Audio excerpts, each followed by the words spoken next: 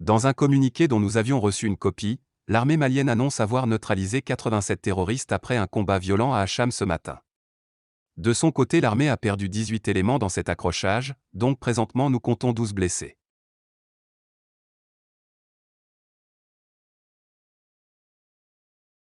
L'état-major des armées informe l'opinion que l'aviation des forces armées maliennes est intervenue dans l'après-midi du 18 février 2022 au profil d'une patrouille accrochée par des hommes armés non identifiés dans le secteur d'Acham, à l'ouest de Tessie.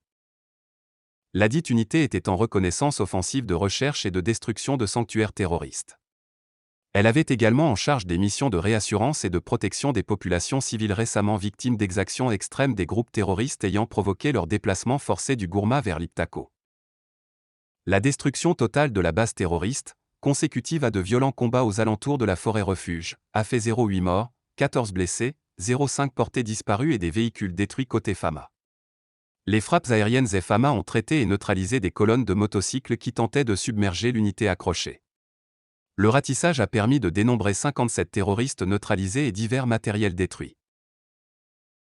L'état-major général des armées s'incline devant la mémoire des morts et présente les condoléances les plus attristées de la nation aux familles et proches, et souhaite prompt rétablissement aux blessés.